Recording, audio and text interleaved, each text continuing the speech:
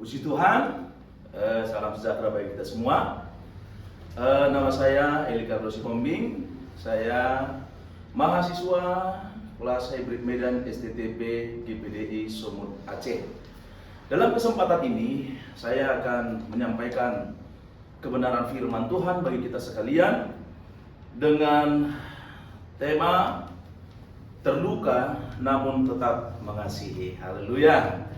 Kita akan baca teks pembacaan firman Tuhan bagi kita dalam 2 Korintus pasal yang kedua ayat yang keempat.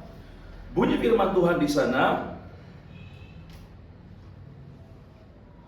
"Aku menulis kepada kamu dengan hati yang sangat cemas dan sesak, dan dengan mencucurkan banyak air mata, bukan supaya kamu bersedih hati, tetapi supaya kamu tahu betapa besarnya kasihku kepada kamu semuanya."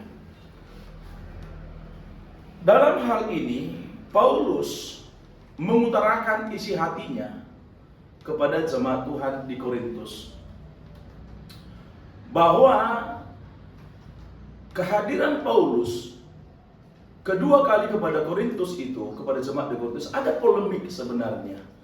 Ada dilemanya dia. Ada persoalan yang terjadi. Sehingga tulisan Paulus ini dalam pasal 2 ini, dalam 2 Korintus ini adalah satu kisah di mana histori hidup yang di mana pelayanannya itu sangat begitu menyedihkan. Seorang Paulus, dia adalah seorang pelayan yang begitu punya prinsip yang luar biasa. Tetapi ketika dia datang ke Korintus, hatinya terluka. Apa yang menyebabkan hati Paulus ini terluka? Tentu tidak terlepas dari histori. Tentu tidak terlepas dari perjalanan dia. Terlebih dalam 1 Korintus pasal 1 sampai pasal ke-6. Itu adalah histori yang sangat begitu menyakitkan bagi Paulus.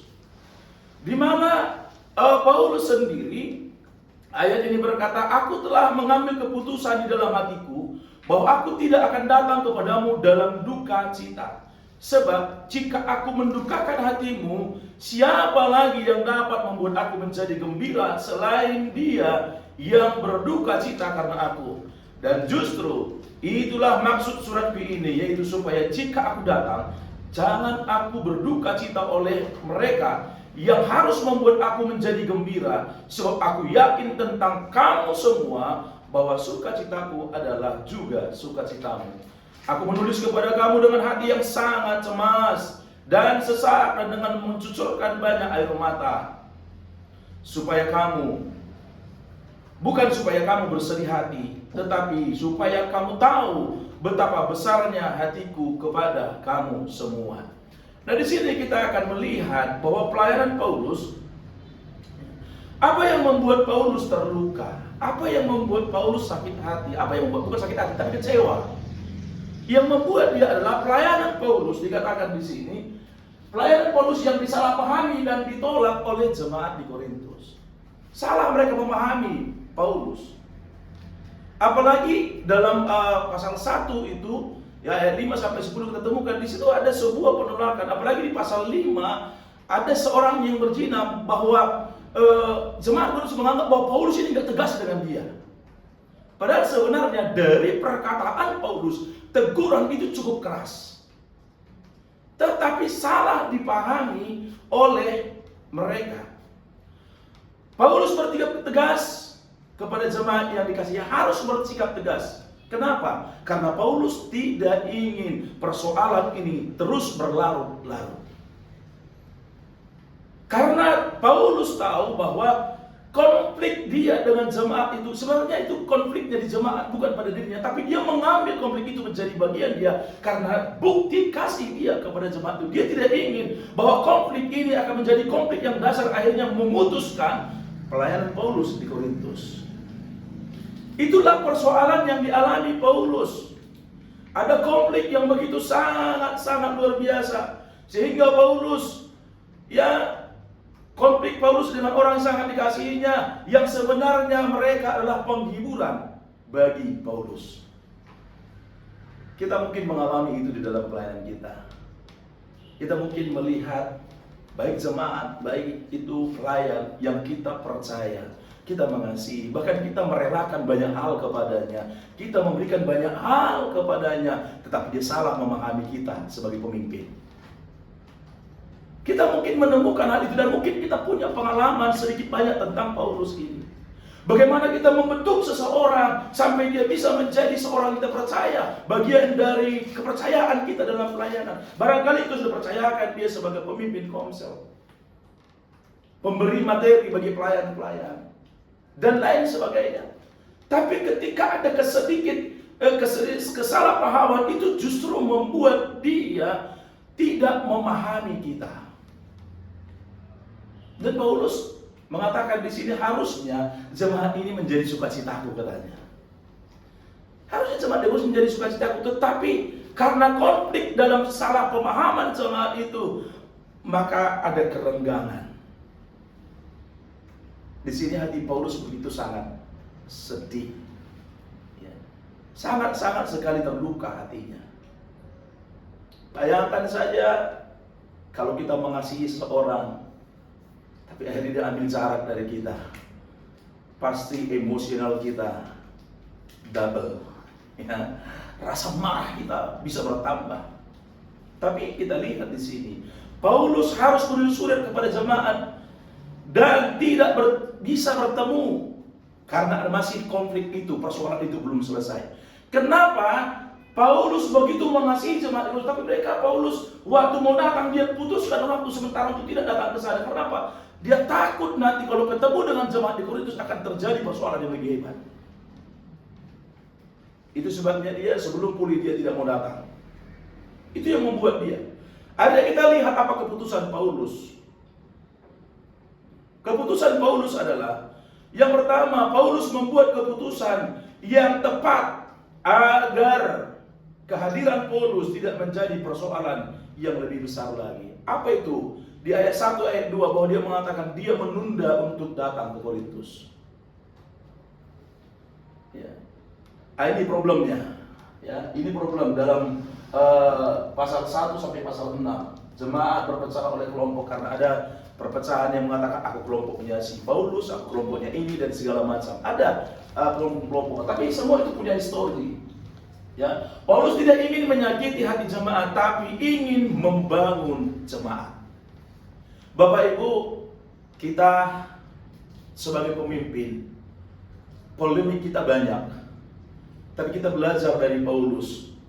Paulus tidak menghancurkan jemaat Korintus dengan egoisnya, tetapi dia ambil waktu sejenak untuk berhenti.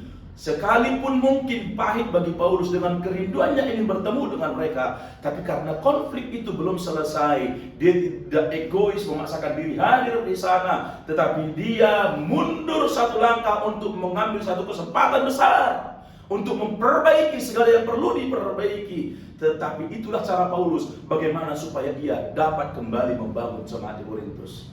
Sehingga tidak terlepas, karena kita tahu bahwa histori Korintus itu adalah satu jemaat sebelum Paulus datang. Ini adalah bangsa atau katakanlah jemaat yang begitu sangat memilukan hati Tuhan. Secara ekonomi, oke, mereka kaya, tetapi dalam pengenalan akan Tuhan mereka terbelakang. Ketika hadirnya Paulus, memang pasal 1 itu teguran, maka terjadi pelompokan sampai kepada perzinahan di segala macam. Nah, tapi Paulus kembali lagi, dia bukan membuat jemaat itu semakin hancur, tetapi dia sekali lagi menunda waktu. Barangkali kita sebagai pemimpin-pemimpin, mari kita mungkin belajar dari sikap Paulus ini. Kita jangan terlalu memaksakan ego kita, tapi mari kita coba berhenti sebentar, merenungkan, memperhatikan, meneliti perjalanan kita, agar apa yang kita bangun sejak dulu jangan menjadi sia-sia. Tetapi apa yang kita bangun yang cukup lama, baik dalam penggembalaan kita, dalam pelayanan kita, itu justru berkembang lebih baik. Ayat 3-4 Paulus dikatakan di sini menangis. Kata menangis ini saya memahami bahwa ini adalah satu tindakan ekspresi. Ya. kedukaan hatinya. Kedukaan hatinya. Kalau barangkali mungkin kita mengalami duka atau katakanlah meninggal dunia, barangkali orang tua atau keluarga dekat yang kita kasihi, mungkin kita pernah mengalami. Ya. Bagaimana kita berpikir atau bagaimana perasaan kita tentang hal itu? Tentu rasa sedih itu paling sakit mendalam.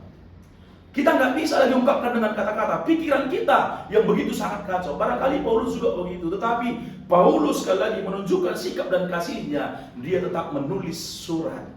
Karena ini adalah salah satu media untuk mempertemukan pemahaman antara jemaat Korintus dengan dia. Barangkali kalau ketemu Paulus dengan jemaat di sana, terjadilah hal-hal yang tidak diinginkan. Barangkali itu Paulus yang mewanti-wanti. Tetapi dia menuliskan dengan kasih yang terdalam. Dan dia kirimkan surat itu ke sana untuk supaya jemaat di sana membaca kembali. Kasih Paulus sangat nyata bagi jemaat Korintus. Bukan mencari balas dendam atau bukan mencari alasan. Namun tetap dia lebih berpikir, dia lebih mencari bagaimana supaya kembali membangun sesuatu yang rusak kembali baik dan utuh. Walaupun mungkin seperti saya kasih ilustrasi sebuah tali. Kalau tali ini kita pegang utuh panjang, dia akan kelihatan manis. Tapi ketika ada satu persoalan lalu dia terputus, lalu untuk kita mau membuat itu sama lagi, pasti kita ikat. Ketika kita ikat Bapak Ibu, bekas itu pasti ada. Memang kurang indahnya kelihatan, tetapi tetap terjalin kesatuan. Ya. Pasti berbeda kemurniannya. Kualitas tadinya sudah pasti berbeda. Tetapi sekali lagi saya mau katakan bahwa ketika kita kembali mengikat dan menyatukannya, mungkin saja masa-masa pahit sakit itu akan teringat. Tetapi kalau sudah terjadi pemulihan, itu akan jauh lebih membangun kita. Itu akan mendorong orang-orang di sekitar kita, bahkan jemaat, bahkan siapapun di sekitar kita. Mereka akan kembali mengulang kehidupan yang baru. Kasih Paulus sangatlah nyata bagi jemaat di Korintus. Sekali lagi, dia bukan mencari alasan, dia tidak mencari pembenaran, tapi dia membangun.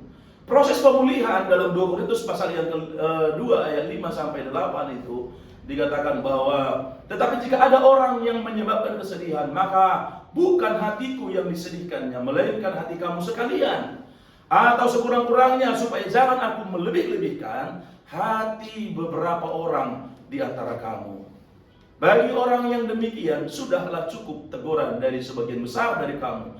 Sehingga kamu sebaliknya harus mengampuni dan menghibur dia, supaya ia jangan binasa oleh karena kesedihan yang terlalu berat. Sebab itu aku menasihatkan kamu, supaya kamu sungguh-sungguh mengasihi dia. Tidak memperbesar luka yang ada. Paulus tidak mengungkit masalah-masalah lalu, tapi dia berusaha membangun dengan tulisan-tulisannya. Dia tidak makin menciderai jemaat di Korintus, tetapi dia berusaha bagaimana dia membuktikan bahwa dia mengasihi jemaat yang ada di Korintus. Lalu Paulus tidak memfokuskan masalahnya kepada pribadinya, tetapi menunjukkan bahwa luka itu telah melukai jemaat.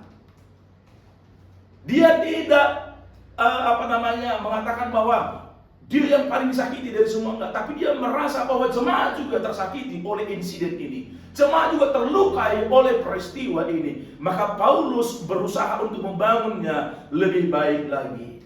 Dan setelah Paulus menyelesaikan semua itu, maka ada kuasa dalam pengampunan yang terjadi. Dalam 2 Korintus 9 ayat 11 itu dikatakan di sana bahwa sebab justru itulah maksudnya aku menulis surat kepada kamu, yaitu untuk memuji kamu apakah kamu taat dalam segala sesuatu. Sebab barang siapa yang kamu ampuni kesalahannya, aku mengampuninya juga. Sebab jika aku mengampuni, seandainya ada yang harus kuampuni, maka hal itu ku buat oleh karena kamu di hadapan Kristus, supaya iblis jangan memperoleh keuntungan atas kita. Sebab kita tahu apa maksudnya. Tentunya kita lihat, mengampuni bukan soal benar dan salah, namun bentuk ketaatan kepada Tuhan. Kita sebagai orang percaya perlu taat, bukan soal benar dan salah, tapi kita tunjukkan bukti ketaatan kita bahwa kita mengasihi siapa saja, mengampuni siapa saja. Hati-hati dengan siasat iblis yang bisa memanfaatkan ketidakmampuan kita untuk mengampuni. Iblis sangat begitu pintar untuk mengambil kesempatan dan peluang-peluang yang besar. Tapi mari kita belajar, jangan izinkan ya iblis mengambil kesempatan itu. Jangan beri kesempatan kepada si jahat untuk merusak kita, apalagi pelayanan kita, keluarga kita, jangan diberi kesempatan. Maka untuk itu ada kuasa dalam pemulihan, ada kuasa dalam pengampunan seperti Paulus melakukan. Sebab itu kasih dan pengampunan adalah kekuatan kita di dalam Tuhan. Meski terluka namun tetap harus mengasihi, bukan soal benar atau salah, namun lebih kepada ketaatan kepada Allah. Tuhan Yesus memberkati. Amin.